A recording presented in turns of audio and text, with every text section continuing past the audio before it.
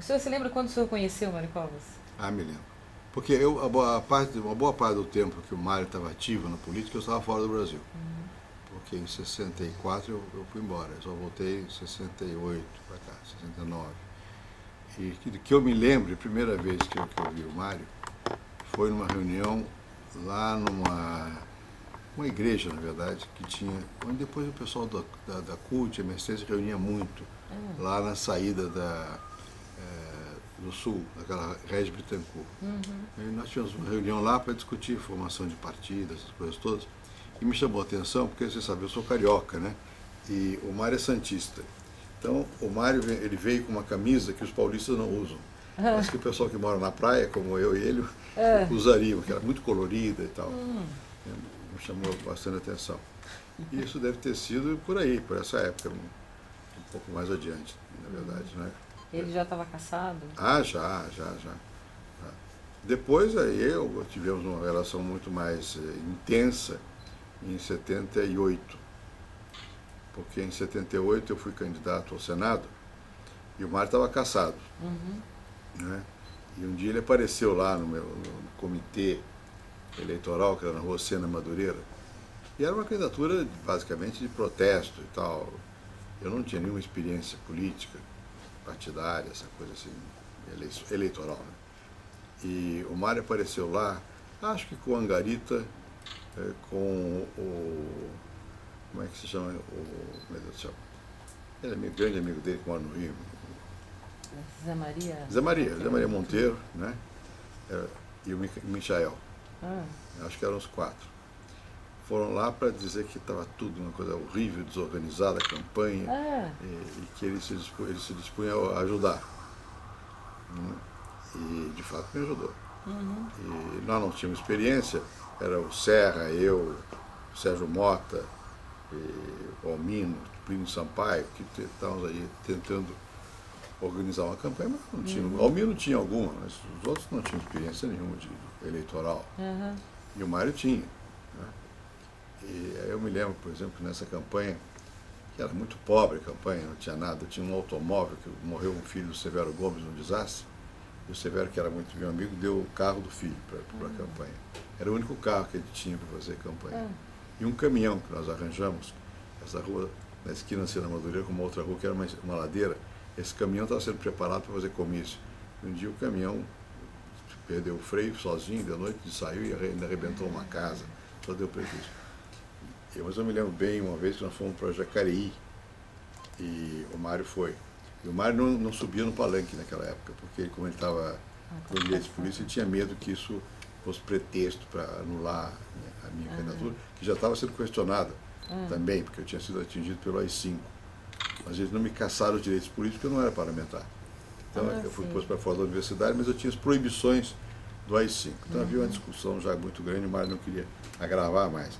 E o Mário ficava ali no público, ia num caminhão vagabundo, lá em cima, e o Mário me incentivando a gesticular, fazer essas coisas que eu não sabia fazer.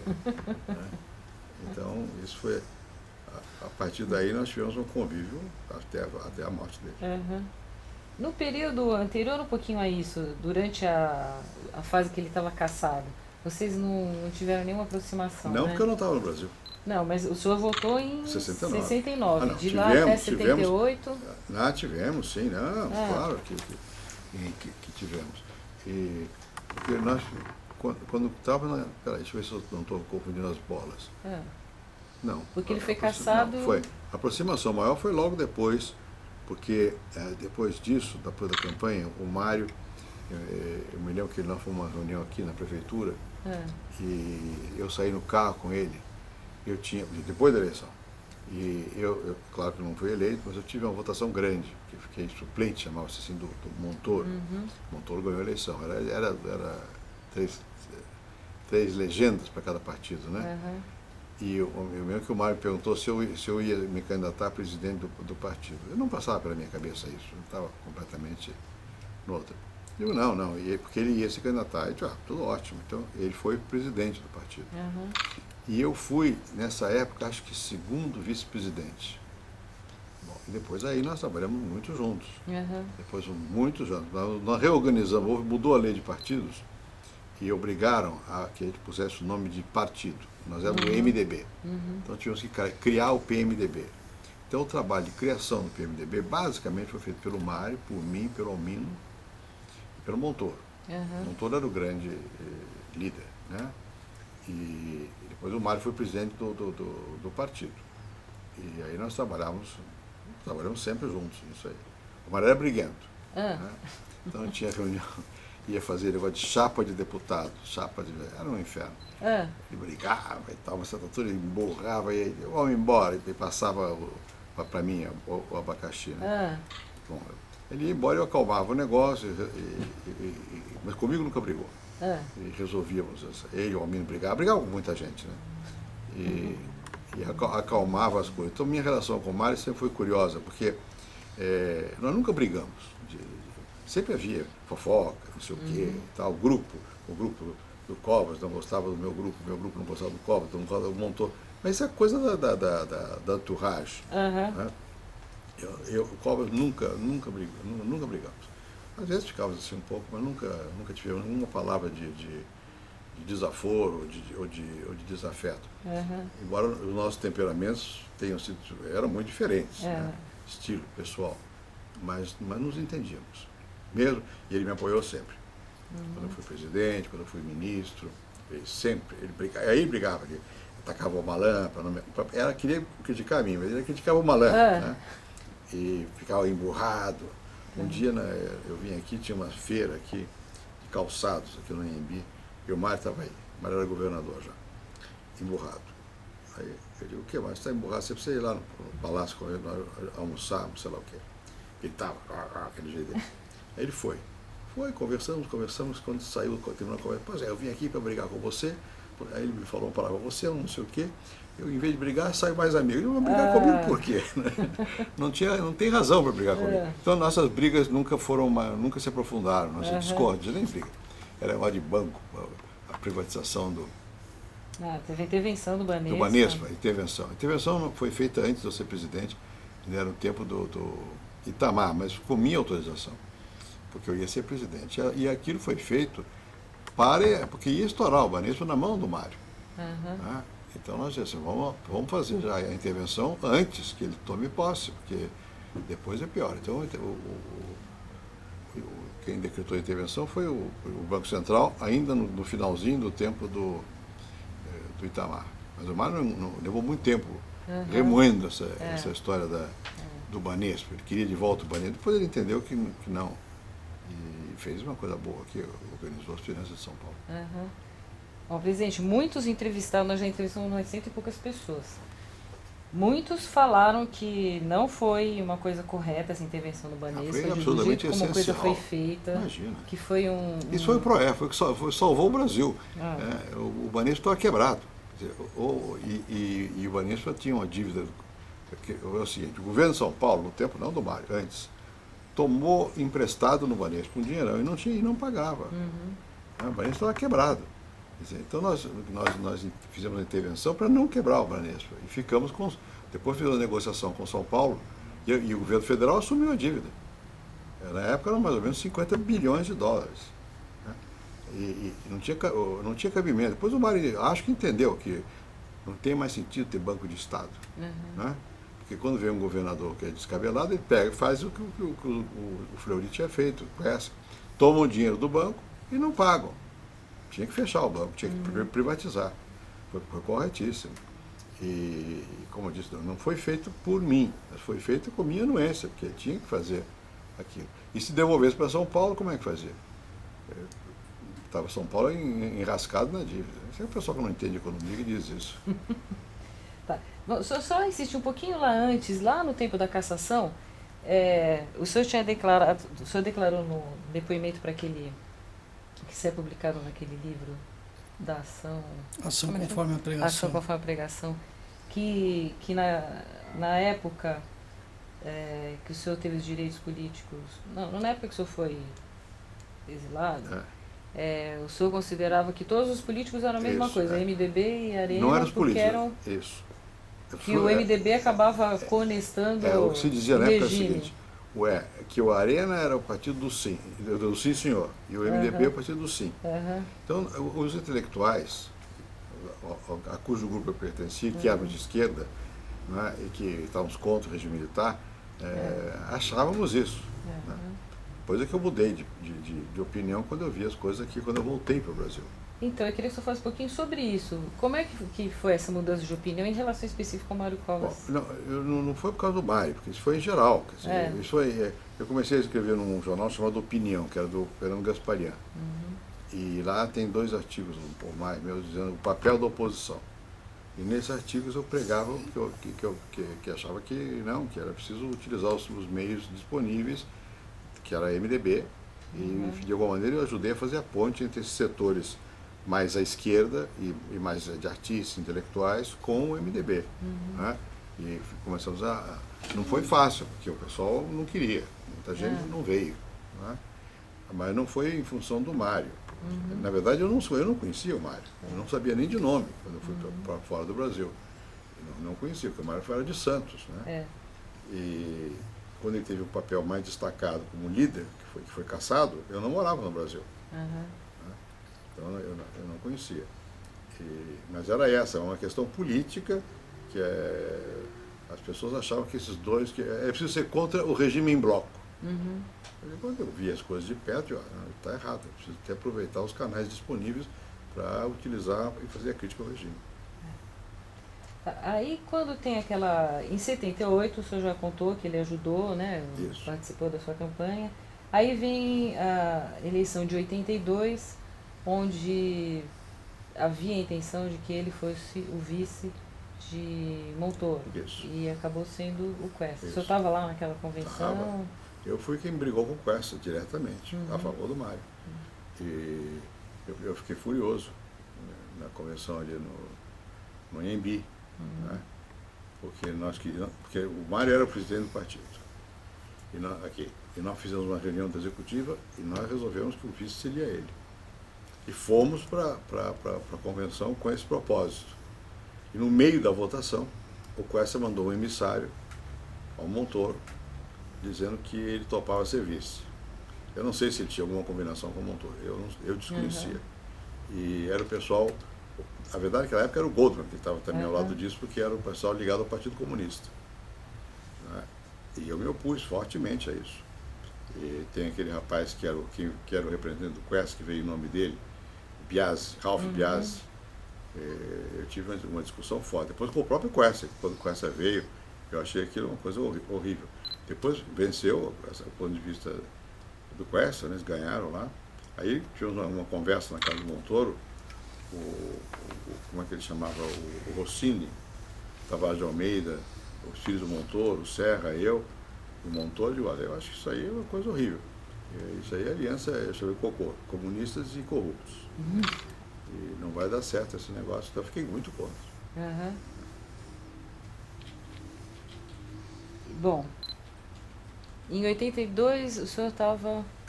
Assim, aí o Franco Montoro assume o governo de São Paulo, o senhor assume o Senado... Quando o Montoro foi candidato, o Mário deixou a presidência para mim, que eu era senador suplente.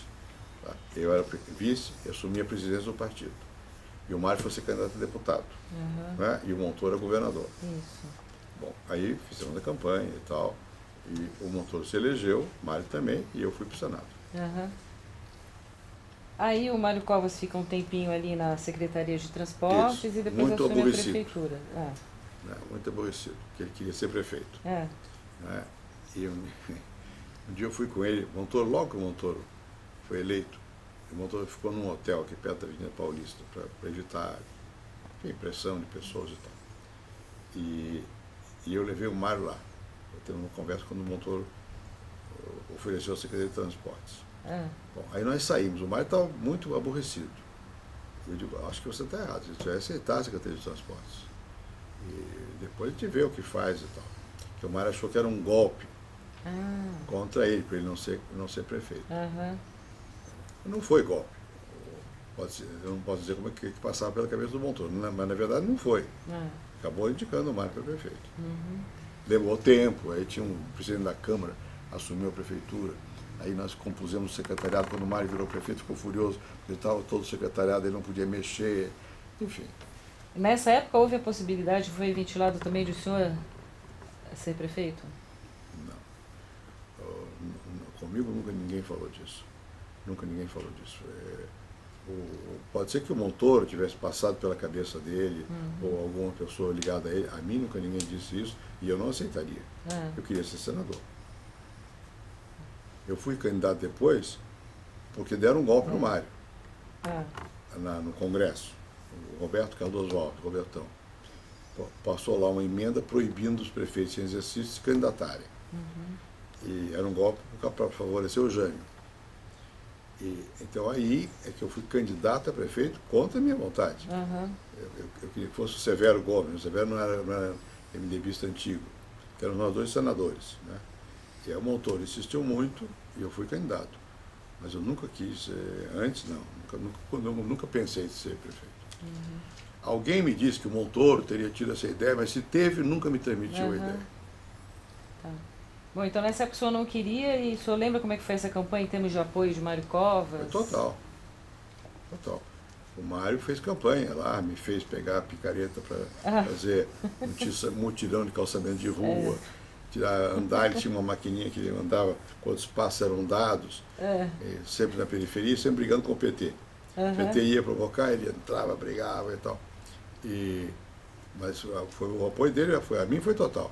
Claro que tem essas fofocas, de lá de cá, lá de lá, o prefeito não está apoiando, mas bobagem, ele apoiou totalmente.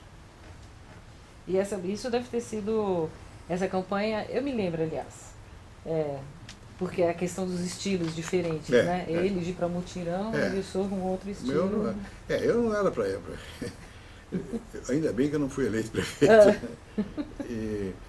Mas nem, enfim, eu não queria, fui candidato para servir aquela circunstância ali, mas eu não tinha experiência administrativa e nem política para ser prefeito de São Paulo, né? Foi para tapar um buraco ali. E o Mário queria que eu andasse, mas eu seguia, eu fazia as coisas que ele queria que eu fizesse lá, né? Aliás, fazia com prazer.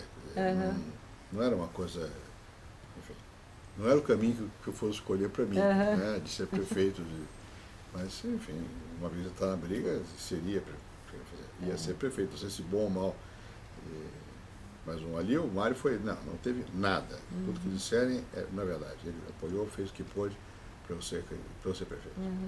Bom, aí depois, isso foi em 80, ele saiu da prefeitura. Isso foi em 85. O senhor estava onde? 85? Eu era senador. Estava no Senado, depois... O Mário sim, aí teve 86. Aí ele foi candidato ao Senado. 86 de novo teve convenção que ele sairia candidato, saiu Quércia. Isso eu já não posso, eu não me lembro bem como é que foi essa história. Bom, é possível. Saiu Quércia candidato a governador do governo do Estado, ele saiu a senador em 86. Ele e eu. E o senhor, os dois foram eleitos. Isso.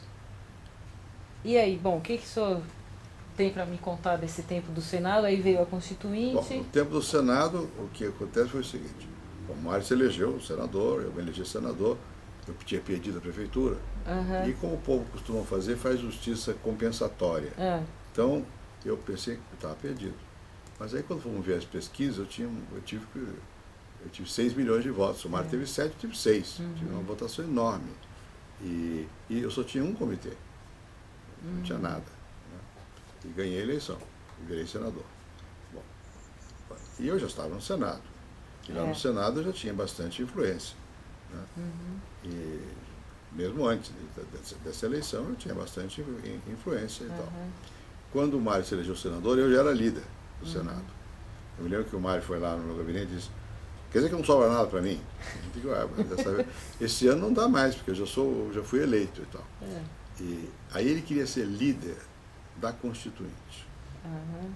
Bom, e o Ulisses não queria. O Ulisses queria que eu, que era líder do Senado, e o Luiz Henrique, que era o líder da Câmara, fôssemos os líderes na Constituinte. Porque o Ulisses e o Covas nunca tiveram uma aproximação maior, assim. Se gostavam, eram companheiros, mas era mais ranheta a coisa. Eles disputavam, na verdade. Né? Bom, então, O Ulisses preferia que fôssemos eu e o Luiz Henrique. E o Mário estava certo. Bom, e o Ulisses me designou para eu fazer como chama isso? O regimento da Constituinte. Então eu que ia escrever como é que era a coisa. O Mário estava certo que eu ia liquidar com ele. Já era líder, ficava. Mas eu não fiz isso, não. Eu criei o cargo contra a opinião do Ulisses, de líder da Constituinte. E aí ele se candidatou e ganhou. O Ulisses era contra? O Ulisses era contra. O Ulisses queria que fosse o Luiz Henrique e eu. Né? Porque ele achava que ele manobrava mais facilmente. O Ulisses era um chefe admirável, mas duro. E ele e o Mário sempre tinham um pouco de disputa, porque quem que vai ser isso, quem que vai ser aquilo. Não tanto eleitoral, porque o Mário sempre teve muito mais do que o Ulisses, voto. Né? Mas no prestígio, no partido e tal. E o Mário então ganhou e foi líder da Constituinte. E teve aquele discurso que todo mundo fala que ele ganhou essa liderança? Sim, com o discurso. Ele fez um discurso muito bonito lá e ganhou a liderança da Constituinte. Contra quem eu já não me lembro. Era o Luiz Henrique. Não. O Luiz Henrique foi candidato contra o Mário? É. Eu não sabia. Não me lembrava. Então deve ser o Ulisses também. Né? Mas eu votei no Mário, porque a gente estava... E a atuação de vocês na Constituinte? Bom, o Mário foi o líder da Constituinte, né? E foi muito importante. Foi figura, depois do Ulisses era ele, a pessoa chave da Constituinte. Eu era líder do Senado. Né? E depois, numa certa altura, aí o Richa inventou de botar o Bernardo Cabral de relator da Constituinte. E o Mário, no fundo, topou, porque o Mário podia indicar o líder, o relator. Bom, e o Mário, para não indicar o relator, resolveu fazer uma eleição. Bom, aí na eleição era o Bernardo, eu e o Pimenta. O Bernardo ganhou a eleição, ficou relator da Constituinte. O Mário podia ter nomeado. Em vez de nomear, ele deixou havia a eleição, porque eles queriam, na verdade, o Bernardo. Né? Tanto ele quanto o Richa. Mas também ficava chato dizer que não queria que fosse eu. Então, foi para a eleição. E o Bernardo deu um trabalho enorme a todos nós, ao Mário também.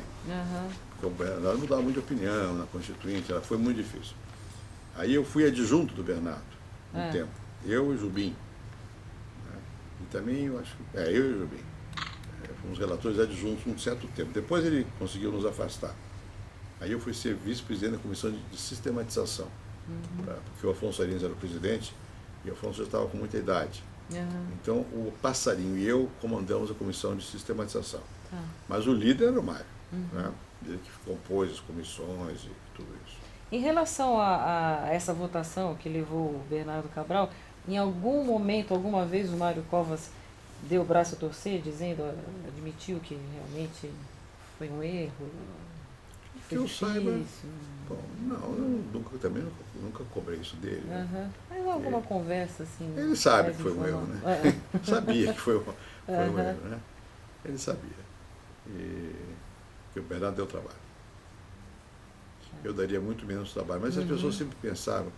Eu vou dizer uma coisa que as pessoas não acreditam. Eu sempre fui pouco competitivo. Eu virei presidente da República, mas eu não era uma pessoa de dar cotovelada, não era essa, porque eu era mais intelectual, não estava. E as pessoas sempre tinham a sensação de que eu ia ocupar o espaço. Né? E eu nem passava pela minha cabeça ocupar o espaço de quem quer que seja. Então, talvez naquele momento ali, né, o Mário pudesse achar que era melhor não dar tanto espaço. Mas isso é uma maledicência minha, porque eu não sei se era isso, se é porque ele gostava do Bernardo. Enfim, tem mil razões. Mas nunca tomei isso como uma coisa pessoal.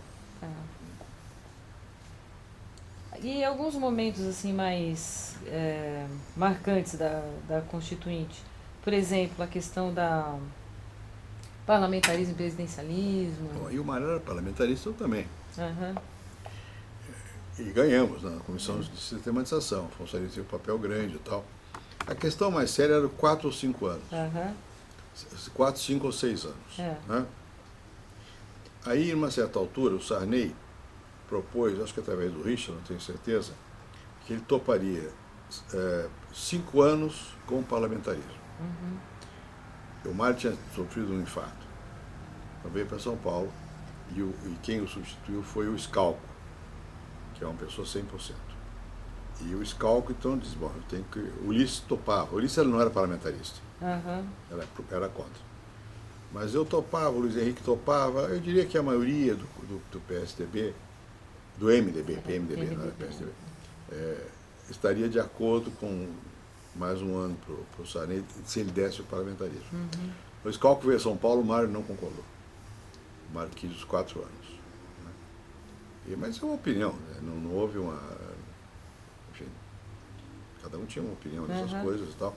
E o Sarney acabou ficando 5 anos sem parlamentarismo.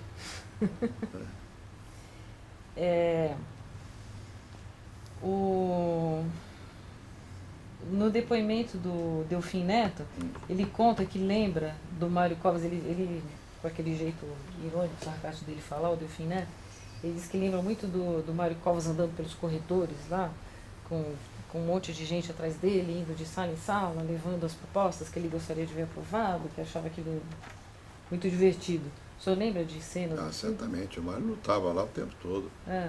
Você conhece, o Mário era assim, ele era o dia inteiro cobrando e tal, um líder muito eficiente.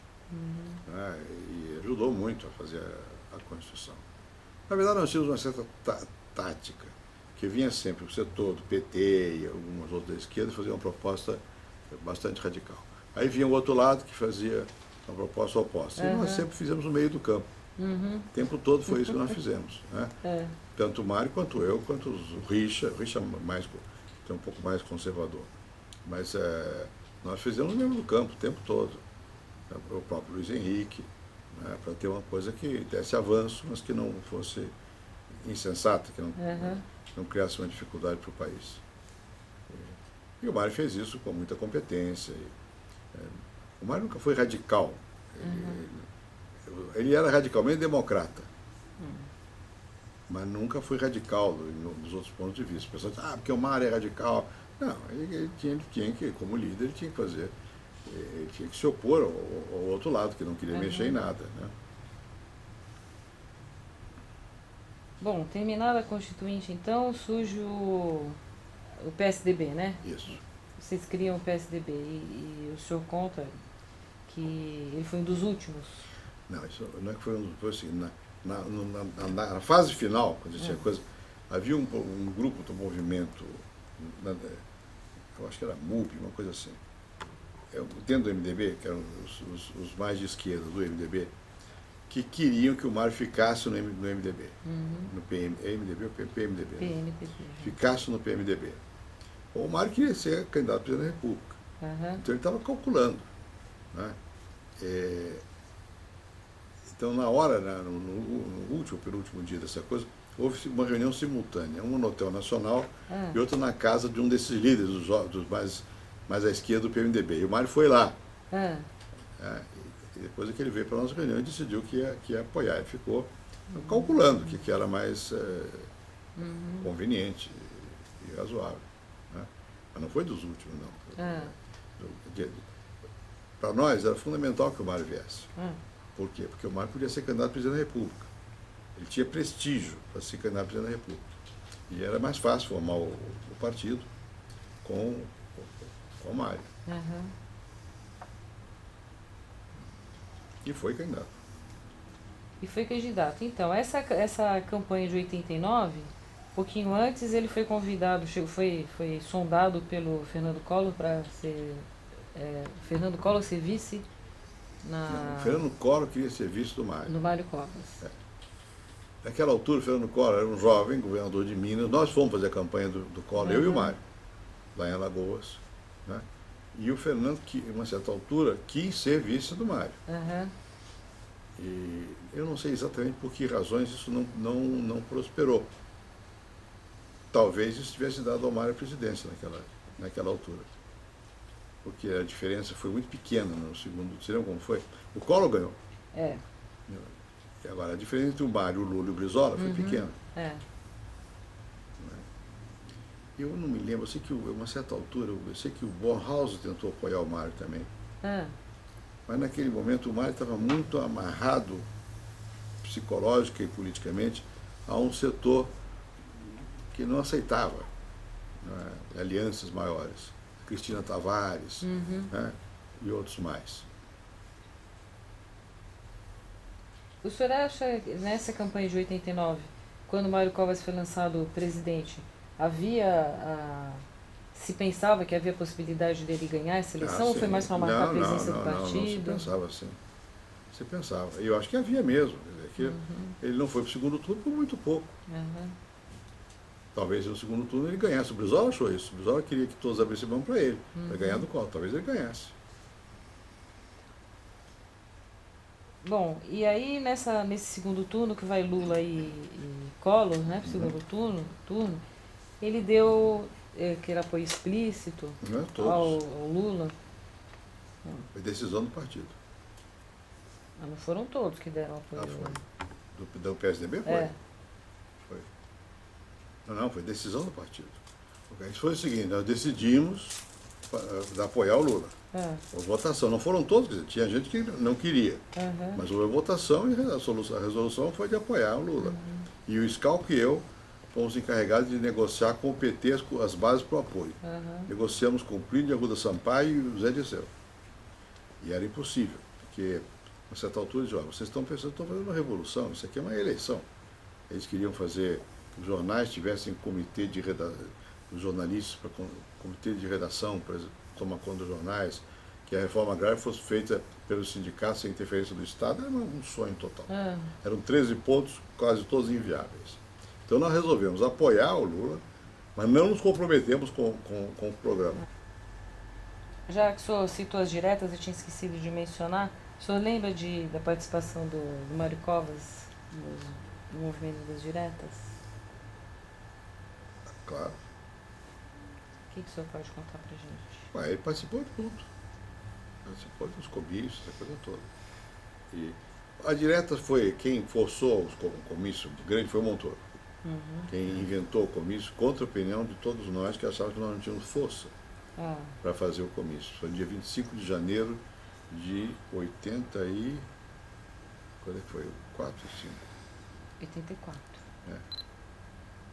85 foi quando morreu o Tancredo. Então, 84. 84. 25 de janeiro. E que era o dia da Universidade de São Paulo. Também. Eu fui com o Montoro para a universidade. Nós estávamos lá quando o Zé Gregório telefona. O Zé Gregório estava na Praça da Sé, dizia, venham depressa que está uma enchente aqui.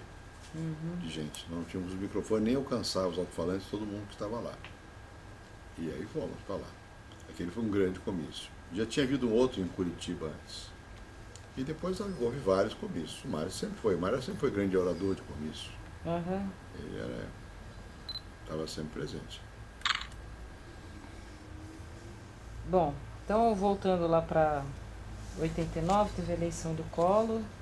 E aí teve aquele episódio do convite para o PSDB fazer parte do governo, o senhor Tasso Gereissati. O senhor já contou, mas conta de novo. Não, isso foi o seguinte. Primeiro, eu estava fora do Brasil. Eu estava na União Soviética. E quando eu comecei a receber telefonema do Jorge Bornhausen. Eu não consegui falar, porque naquele tempo o telefone não era assim tão fácil, estava em Moscou e tal. De Moscou eu fui para a Itália, para Bolonha, que tinha uma coisa lá com a Universidade de Bolonha.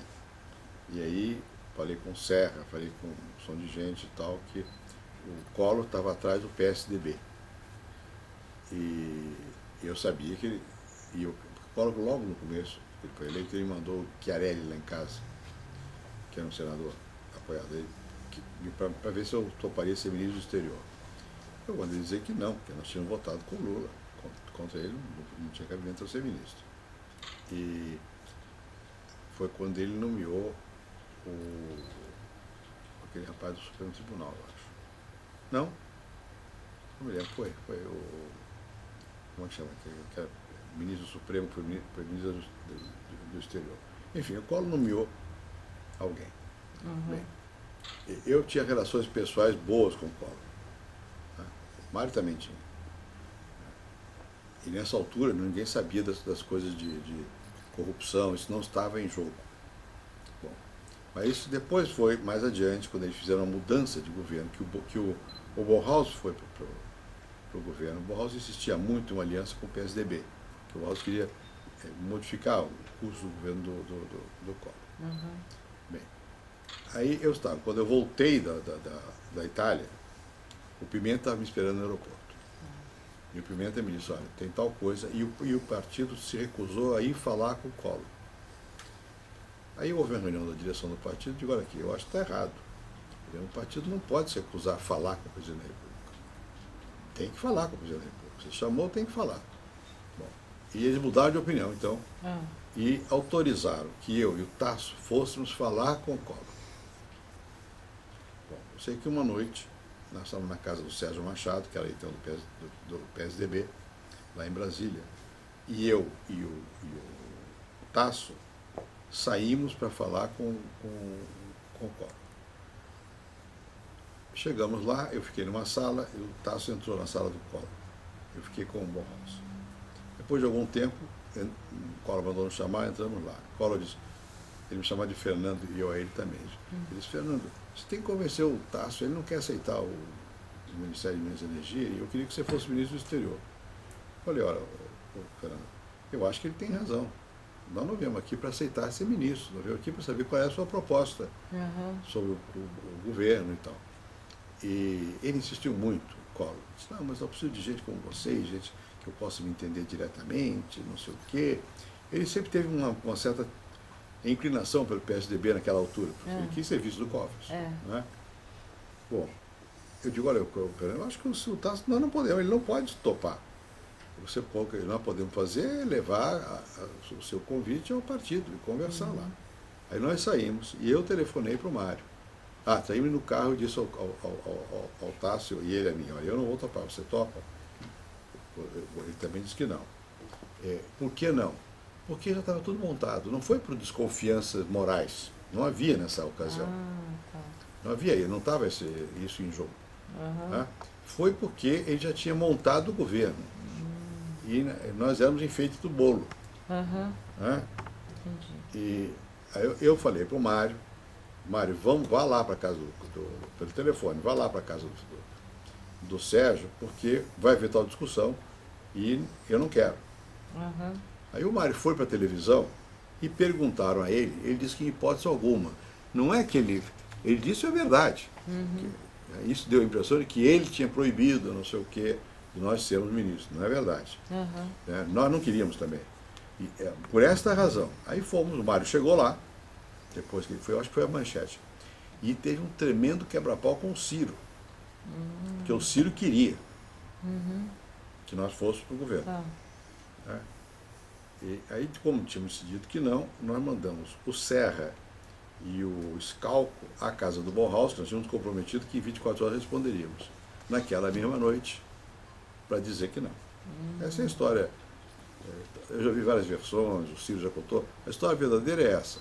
Nem foi sacanagem do Mário de fingir que... Não, ele simplesmente expressou um ponto de vista que era dele, mas era nosso também. Né? De que não. E também não foi por razões morais, foi por razões políticas. Porque só se descobriu todo aquele negócio de PC muito tempo depois. Aí o que fez o Collor? Botou o Celso Laffer, que era tucano. E ainda me disse, tá vendo? Eu arranjei um outro tucano. Mas chegou a ser feita uma carta com algumas condições para serem... Não houve nada. Que eu saiba, não. Que foi apresentada para o Collor? Não. Foi conversa. Papo nosso. Meu e do Tasso. Não teve carta nenhuma. Pode ser que tenha havido depois. Não, acho que não. Eu não me lembro. Eu ouvi isso. Depois quem transmitiu o recado ao Jorge Bauhaus foi o Serra e o Scalco. Que eram os mais duros, mais mal encarados. Serra e Scalco?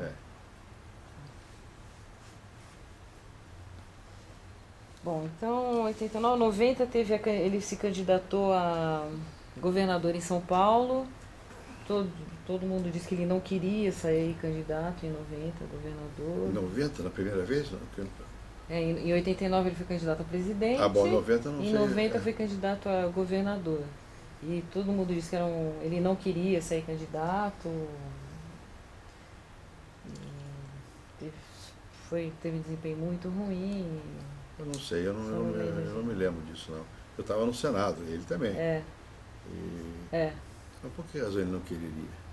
Não queria porque já vinha desgastado. Da presidência, talvez. É possível. Mas aí não tinha jeito, porque o partido precisava fazer números. Isso, que tinha essa demanda, que os deputados queriam que ele saísse. Que é preciso ter um chefe para poder ter bancada, senão não tem bancada. Agora, eu não posso dizer porque eu não me lembro realmente o que aconteceu. Tá. Claro que eu fiz a campanha junto e tal, mas não me lembro.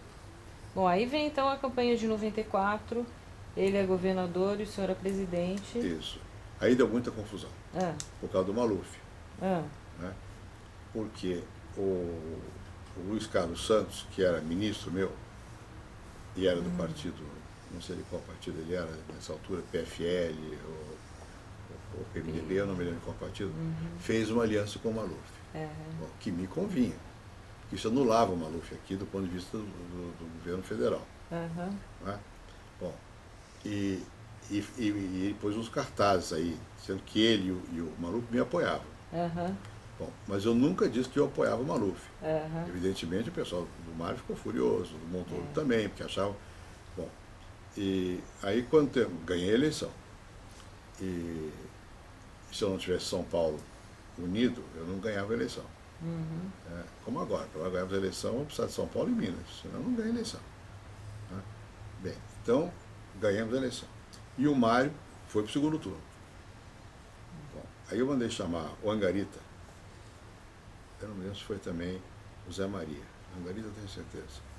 Lá em Brasília, olha aqui, eu vou apoiar o Mário em tudo, no segundo turno. Logo que eu fui eleito, foram me fazer uma entrevista lá, até esse rapaz eu gosto, Trigueiro. E eu, por minha conta, disse que eu apoiava o Mário Covas. Sem perguntar a ninguém, nem ao Mário, nem nada. E o Mário até gostou disso, porque ele do segundo turno. Eu só falei do Mário Covas, porque de São Paulo, meu estado, eu apoio o Mário Covas. Eu estava com a força enorme, eleito e tal. Aí chamei o Angarita e disse, olha, vê quem é de você, porque tem que evitar futrica. A campanha, o problema é futrica. Tem que evitar futrica. Vê quem é de vocês que vai ser a pessoa que fale ou comigo ou com o Sérgio Mota. Nós vamos apoiar tudo. E apoiamos. Né? E o Mário ganhou no segundo turno. Então foi isso que eu me lembro. O pessoal do Montoro ficou muito, o Montorinho ficou furioso por causa do Maluf. E eu apoiei o Montoro. Eu fiz uma coisa que, só por causa do Montoro mesmo, eu era presidente da República. Eu vim no comitê dele, que era deputado Montoro. Né? E para mostrar, eu estou com o Montoro, eu vou apoiar agora. Deixa eu fazer a política, senão eu perco. Se eu perder, nós todos perdemos. Né? Foi isso. Naturalmente as pessoas diziam, não, tá, eu quero o Maluf, não quero o Mário, aí começa essa besteirada. Bom, aí logo de cara tem esse problemão aí da intervenção do Banespa, né? Logo mas no antes começo. disso, para o Mário ser candidato à reeleição... A reeleição. Nós estamos já na reeleição? Não. Nós estamos tá na primeira eleição. Aí é o seguinte, o Mário, isso aí pouca gente, eu não sei se já contei essa história. Na véspera da eleição, antivéspera, eu e o Mário fomos visitar o Dom Paulo, que era nosso amigo, meu amigo, e era do Mário. Ele morava aqui na Avenida Tiradentes, naquele convento ali. Fomos, e o Mário chegou lá muito mal-humorado e de óculos escuros. Bom, eu não entendi nada. E saí e eu vi que ele estava mal-humorado, e digo, Mário, eu vou no carro com você, ou você vai comigo e tal. E fomos. Eu ia gravar um programa ainda, ali na Vila Mariana, tinha um estúdio lá, não sei o quê. E no carro, eu estava certo, eu sabia que eu ia ser reeleito, que eu ia ser eleito, né, porque as pesquisas estavam muito favoráveis. E eu achava que o Mário ia ser eleito no primeiro turno também. Isso na primeira vez, não na segunda, na primeira vez. Bem, ele estava provavelmente mal-humorado, porque ele tinha visto pesquisas que eu não conhecia, que ele iria para o segundo turno. E no carro, eu digo, olha, Mário, você vai ser, daqui a 2, 3 dias, você vai ser governador de São Paulo e você é presidente da República. E nós já temos um pepino, é o Banespa. Você indique 3 pessoas que possam discutir esse assunto, porque o pepino é muito grande. E eu acho que ele indicou o Adroaldo, o Angarita, não sei mais quem, não sei se o Calab, para discutir como isso era fazer, porque o pepino é muito grande. Bom, só que ele foi pro segundo turno. Então nós não fizemos a intervenção. Né? Nós não era eu, porque eu estava fora. Mas seguramos por causa do segundo turno do Mário. Né? Porque senão ele perdia a eleição. Né? Bom, então, quando ele ganhou a eleição, no segundo turno, no final do ano é que nós fizemos a intervenção. Foi feita. Era o Malan, o presidente do Banco Central. Né? Então o Malan fez que não tinha jeito, tinha que fazer a intervenção, que o banco estava a descoberto e São Paulo não pagava e não sei o quê. E o Mário estava avisado por mim, já na eleição. Né? Eu achei que íamos fazer logo, que ele ia ganhar, eu também, a gente faria. Como ele não ganhou, nós seguramos o processo de intervenção, porque ia ser um escândalo para ele, como candidato. É isso. Bom, mas aconteceu essa... Ele teve uma explosão com o senhor? Não, nunca teve explosão. Por causa do Banespa? Não. No dia que eu comuniquei isso a ele, com o do pepino, ele estava com outro pepino maior, que era o segundo turno. Né? Depois não fui eu que comuniquei, eu não era do governo. Era o Itamar e o Malan. Eu concordei, porque não tinha jeito. Né? Aí o Mário, depois, explosão comigo ele nunca teve. Ele se resmungava. E atacava o Malan. Mas diretamente comigo, não. E deu muito trabalho para ele poder chegar a uma negociação razoável. E pagamos um dinheiro, não. Engolimos o Banco Central. A dívida federal cresceu muito, cara, em cima das minhas costas. Está endividando do Brasil. Não estava, era o esqueleto. Estava ali, estava reconhecendo dívida e puxando os papéis para o Banco Central. Mas tinha que ter uma condição, é que o banco ficava sob intervenção do governo federal, senão como é que faz? Né? E houve várias tentativas de negociar o Banespa, mas o Banco Central sempre se opôs a que houvesse uma negociação, porque não queriam que o banco ficasse aqui por essa razão. Então, a pressão política é muito grande e o banco vira o que está acontecendo hoje. Sabe quantos bancos nós fechamos? Não aí, em 95, depois disso, quase 40. Só nos estados eram 20. Se não tivéssemos feito isso, nós hoje estávamos capotando. O sistema financeiro está sólido, porque nós saneamos. E sanear é isso, fecha, pega a dívida, põe para cá, põe para lá. O sujeito acha que está sendo injustiçado, você tem que brigar. O Mário Covas reclamava com o senhor que estava sendo injustiçado? Lógico, ele sempre achou que foi injustiçado. São Paulo sempre foi perseguido. Nós temos vários depoimentos falando isso. São Paulo foi injustiçado. Isso é choradeira de... Fernando Henrique não foi parceiro de São Paulo. Mas quem pagou o Rodoanel aqui? Quando ele precisou, que o Maluf deixou de pagar, o Maluf Pita, eu mandei o dinheiro. 1/3 foi o governo federal. E nunca disse isso a ninguém. Para a Sala São Paulo, vai ver quanto dinheiro eu dei. Você conversa, injustiçado, conversa. São Paulo sempre foi bastante bem. Naquele tempo nós não tínhamos. Era difícil, né? A situação econômica era difícil.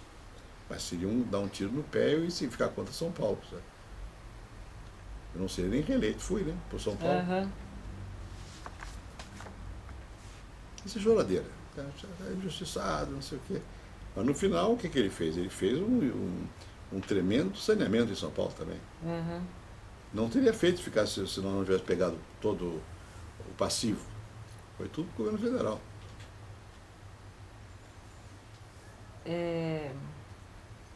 E a história da reeleição? Ele era contra, né? Ele era contra a reeleição e, por razões, como certo, também era contra. Os candidatos são sempre contra a reeleição. Os eventuais candidatos. Não estou dizendo que seja por isso. Mas quem quer logo ter mais chance. Né? Bom, não sei, pode ser além disso que não, conceitualmente seja contrário também. Né? Eu sempre fui favorável na Constituinte. a reeleição. Eu acho que é uma insensatez não ter reeleição. E agora, aí o Mário ficou, mas ele ficou contra, mas ele ficou calado. Por solidariedade a mim. Ele não fez campanha contra a reeleição. Mas ele disse que ele não seria candidato à reeleição. Aí eu vim em São Paulo, jantei com ele. Digo, olha, mas você conversa, tem que ser candidato, senão não vão perder a eleição. Você tem que ser candidato à reeleição. E se você for reeleito, quando eu terminar o meu mandato, você é o meu candidato à sucessão presidencial. E, de fato, quando estava se aproximando do fim do meu segundo mandato, eu e o Pimenta estava lá, tem tudo isso, tem testemunho. Chamei o Mário, Pimenta foi, e eu repeti a ele, olha, Mário, vem negócio, vai ter um candidato, meu candidato é você.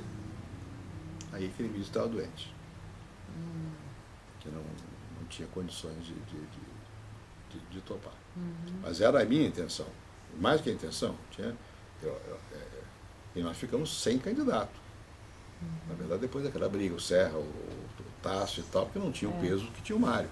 Se o Mário pudesse ter sido candidato, nós teríamos muito mais chance de ganhar a eleição. Mas isso é verdade, ele era contra a reeleição, depois ele aceitou ser reeleito, e antes de ele aceitar, houve um jantar nosso, em que eu insisti muito para que ele fosse candidato outra vez, e disse a ele que ele seria meu candidato à minha sucessão. Infelizmente não deu para fazer, mas era o que eu queria. Bom, então ele falou para o senhor que estava doente, já sabia que era o diagnóstico, que era câncer? Eu não me lembro com detalhes, pode checar com o Pimenta. Ele sabia, mas não sabia a gravidade tampouco. Né? Porque ele ficou doente, quando é que foi que ele ficou, que a doença ficou ele? Ele faleceu em 2001? 2000, né? 2000 que ficou mais. Essa conversa deve ter sido para o fim de 2000, eu não tenho, eu tenho nos registros, eu devo ter. Né? Devo ter quando, porque como eu disse, eu registrava as coisas. Então pode ser que eu possa checar quando foi. Eu tenho certeza que ele foi lá no Palácio do Alvorada, na ala presidencial, de tarde, ele e o Pimenta, e ele disse que ele não se sentia em condições de topar, de se comprometer com uma candidatura.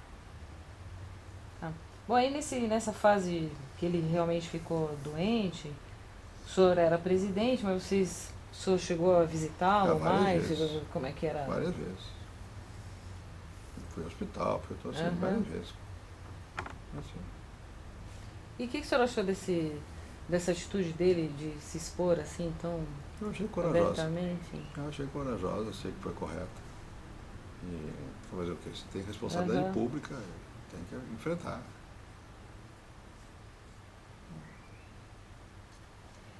Como é que o senhor avalia o Mário Covas como militante partidário? Ele era basicamente ele era Corinthians, Flamengo, né? MDB, PSDB, sempre foi um militante, ele sempre foi um torcedor. Santista.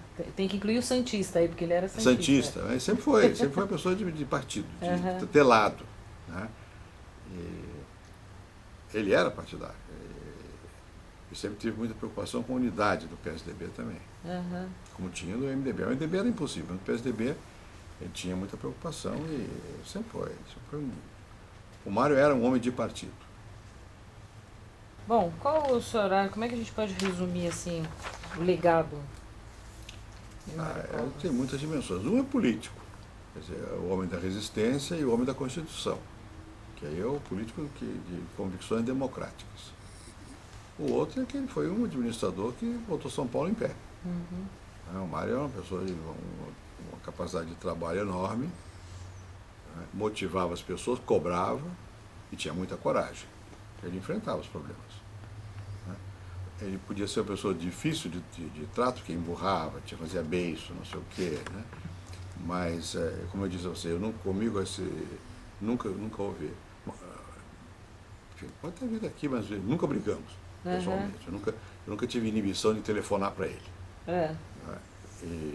E todas as vezes que eu tive dificuldade real, ele apoiou, ajudou. Inclusive no plano real. Eu conto isso no meu livro. Ele foi muito importante numa reunião que nós tivemos lá, todo mundo estava dançando e tal. Ele disse, olha, eu não concordo com o que vocês vão fazer, provavelmente eu vou perder a eleição por causa disso. Mas se é esse o caminho, podem contar comigo. E contamos. Né? E nós sempre, por exemplo, aquele discurso dele, como é que chamou? O choque de capitalismo. O Serra e eu trabalhamos enormemente naquilo. Né? Aquilo ali é uma coisa que expressava o nosso pensamento, não era só o dele. E aquilo é um discurso interessante, porque dava uma abertura grande. Depois eu acho que o Mário não foi até o fim naquela campanha, com aquelas teses. Por razões...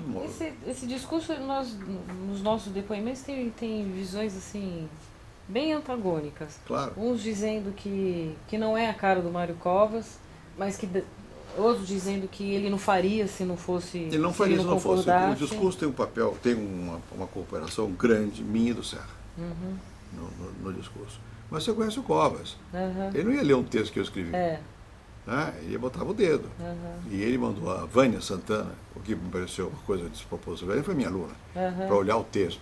Enfim, não dá para. Que vocês tinham feito, deu para Vânia. Para a Vânia olhar. Mas era o modo dele botar algum controle lá. Quer dizer, certamente pode ser que se você dissesse para ele fazer, ele não fizesse daquele jeito. Mas quando ele falou no que ele acreditava, não no que eu acreditava. Ele não faria isso.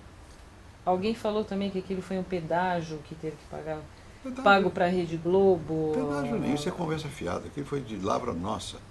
O que tem é que... Aquilo não foi o que nós fizemos depois no governo, é a modernização do Brasil. E ele fez. O que é que diz aquele discurso? Diz que tem que abrir a economia, tem que dar um choque de capitalismo, tem que acabar de não pode ser patrimonialista, tem que ter racionalidade na administração.